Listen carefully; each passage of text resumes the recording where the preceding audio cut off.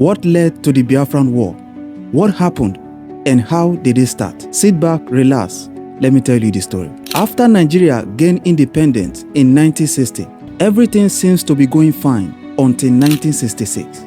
That same year, 2 military coups happened. Nigeria witnessed the first military coup on the 15th of January 1966, and it was recorded as the bloodiest military coup. A lot of bloodshed happened that day, which led to the death of prominent Nigerians, including the then Prime Minister, Tafawa Balewa. Many politicians were also killed. Many army officers plus their wives were all murdered in cold blood. The innocence of this new country was stained with blood after just 6 years of regaining freedom from Great Britain. This event gave birth to division in Nigeria. Why? The person who led this coup was actually an Igbo man, Major General Eziogwu, and majority of his men were also Igbos. What makes it more suspicious is that most of the people that were murdered that period were Northerners. The Northerners came to a conclusion that this was an Igbo military coup, even though some Igbo officers in the north joined forces with others to stop the coup. They still concluded that this was an Igbo military coup.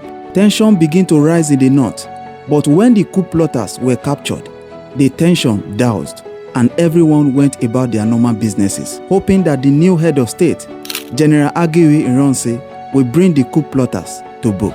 But as time goes on, no information was heard as to when those coup plotters will be tried, and then the matter began to die down. Barely 6 months later, another military coup was staged around July that same year. And this time around, the coup was led by some soldiers in the north. This was like a revenge coup, which unfortunately led to the death of General Aguiyi Ironsi. He was killed near a forest at a place called Lalupon in Ibadan, alongside Colonel Adekunle Fajuyi, who was a military governor as at the time in Ibadan. After this event, a northern Christian, Lieutenant Colonel Yakubu Gowon, was made the new head of state to succeed the late Ironsi. Not long after Gowon took over, there was an open violence against the Igbos in the north, as the Easterners were being killed and chased out of the north. Their shops were being looted and burned down. It happened to an extent that dead bodies were being transported from the north to the east for burial. The north became a dangerous place not only for the Easterners, but also for the Southerners because they were not spared. While this was going on, the security agency were just watching, not doing anything about it. Although at some point, Gowon made a broadcast calling for calm in the north, but yet the killings did not stop. But while this was going on, General Chukwuemeka Ojukwu was of the Nigerian army as at the time. After seeing all that was going on against his people, he began to call on the government of Gowon to end the massacre. And then the military government of Ghana, led by General Ankara, was worried about the situation in Nigeria and scared that this situation might lead to a dangerous war. As a military officer himself, he was close to both Ojukwu and Gowon. General Ankara decided to call for dialogue between Ojukwu and Gowon, which both parties honored the invitation at Aburi in Ghana.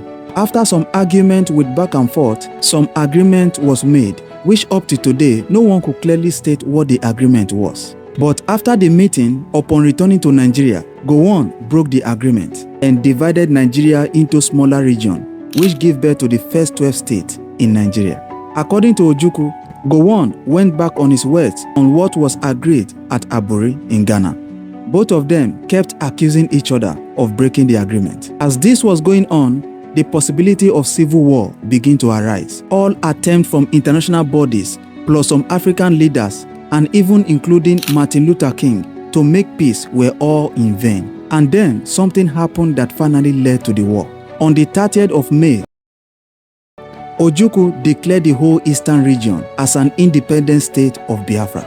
This did not go well with the government of Gowon, who labeled it as treasonable act. This act led to the preparation of war between the Igbos and the Nigerian government.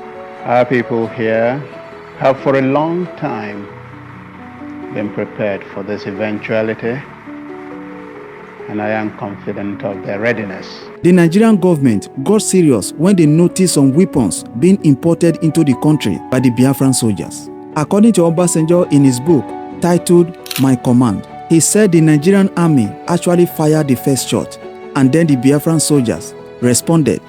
That was how the war started. This war lasted from 1967 to 1970. I do not want to talk about what really happened during the war. I'm a very emotional person.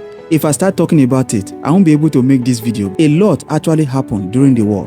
The only thing you will know is that this war actually led to the death of over 2 million innocent citizens. Until today, Nigeria is still feeling the impact of this war. I hope and pray that such things don't happen in our beautiful country again. God bless Nigeria. Tomorrow in my next video, I'll be sharing with you another interesting story. So stay tuned. See you then.